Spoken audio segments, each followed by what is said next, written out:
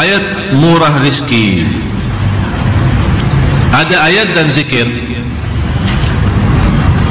dan ayat itu ada dua-duanya di dalam surat Ali Imran, surah yang ketiga, ayat 26 dan 27, yang saya yakin banyak yang sudah hafal. A'udzu billahi minasyaitonir rajim.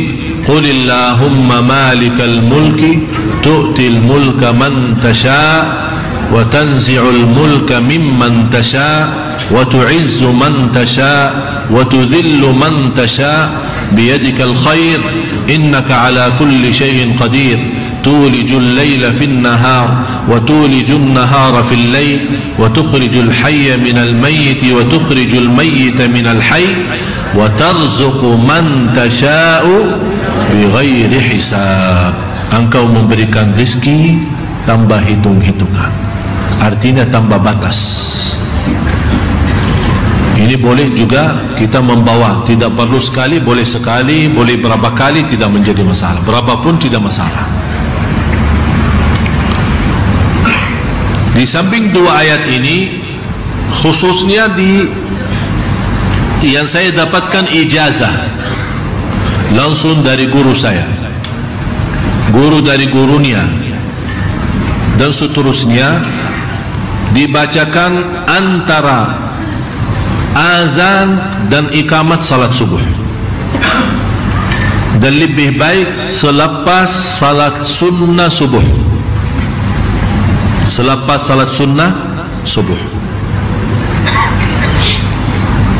Jadi begitu anda dengar azan subuh, kemudian salat sunnah subuh 2 rakaat, dan saya selalu mengingatkan jamaah, tolong jaga salat sunnah subuh karena pahalanya sangat luar biasa. Dan Rasulullah tidak pernah tinggalkan 2 sunnah, walaupun Rasulullah sakit, tidak bisa salat berdiri atau kecapean atau apa saja, tidak pernah dia tinggalkan 2 sunnah. Sunnah witir, yang kedua sunnah subuh. Kalau di Indonesia dinamakan sunnah fajar atau salat fajar, sama aja. Sunnah subuh, salat fajar sama saja. Sesudah azan, sebelum salat subuhnya, salat 2 rakaat. Pahalanya lebih besar dari dunia dan segala isinya.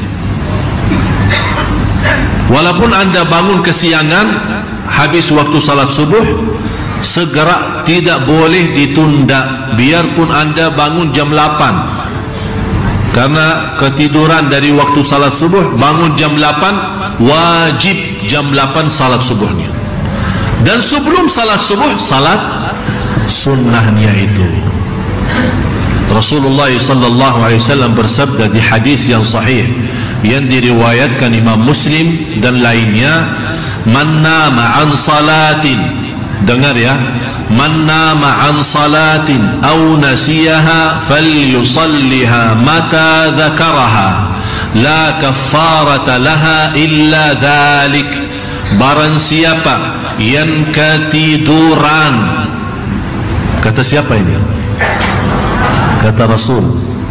Barang siapa yang ketiduran dari waktu salat atau lupa laksanakan salat, bisa jadi kalau kita sibuk rapat atau sibuk jemput tamu, ya bisa lupa kan, masuk salat yang lain, ya Allah saya belum zuhur, padahal sudah azan asar. Apa jalan keluarnya ya Rasulullah, tolong kasih tahu. Barang siapa yang ketiduran dari waktu salat atau lupa tinggalin salat, falyusalliha, dibawakan kata fa artinya segera. Begitu anda bangun tidur atau ingat, falyusalliha, segera laksanakan. Berarti di sini kalau segera laksanakan, tidak terhitung waktu, kapan saja. Tapi dalam segera, falyusalliha mata dzakaraha. Karena apa alasannya? Kenapa Rasul menyuruh? Karena tidak ada kafarah dengan dosa kita selain itu. Jadi tidak ada istilah kalau ketinggalan salat kita bayar sedekah sekian, Allah ampuni kita. Atau kita kasih uang ke pesantren mana, tolong Pak Kiai suruh anak santri salat, saya sudah lama tak salat. Tak bisa begitu. Tak ada main-main sama Allah bagi uang.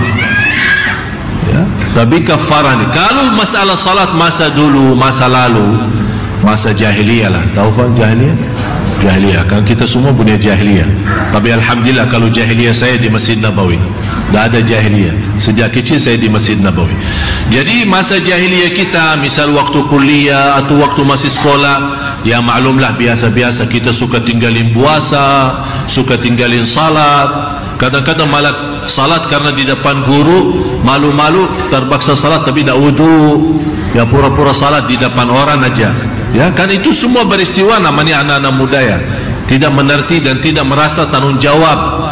Tapi begitu dia belajar agama, dia sadar, ya Allah, ternyata masa lalu banyak dosa saya. Salat banyak sekali yang saya tinggalin. Apalagi puasa, pura-pura wudu tapi minum separuhnya. Itu kan masa-masa dulu kan. Ada orang bertanya, kok Syekh dah bagaimana bisa tahu, padahal saya alhamdulillah dah pernah seperti itu kan. Ya kan kita lihat ada lingkungan yang seperti itu. Apa jalan keluarnya? Tidak ada dalam Islam namanya ganti salat. Apalagi kalau masa-masa, kecuali saat hari ini ketinggalan satu atau lupa atau ketiduran, itu sudah ada hadisnya yang sahih. Tapi kalau yang masa lalu yang sudah sekian tahun lalu, pertama kita susah menghitungkan berapa jumlahnya dan berapa kali kita tinggali atau tahun berapa. Jadi kalau mau sebut nawaitu usalli zuhur tahun 1400, ya mana sih maksudnya? Tapi dengan taubat, Rasulullah bersabda di hadis yang sahih, wat-taubatu tajubbu ma qablaha. Dengan taubat yang benar, Allah ampuni semua dosa lalu. Tapi bagaimana cara orang-orang yang sudah lalu supaya Allah tidak menghukumkan atau diampuni Allah Subhanahu wa taala? Begitu Anda taubat, jaga salat 5 waktu, jangan sampai bocor lagi. Kalau begitu Anda tinggalin, akan Allah hisabkan 2 kali. Yang baru Anda tinggalin sama yang sudah lama. Kemudian yang kedua, berbanyak salat sunnah-sunnah.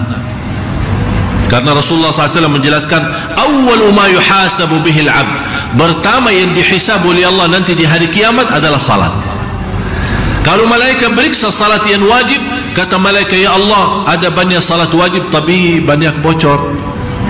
Ya khusyuknya kurang, ikhlasnya tak ada, ini macam-macam masalah.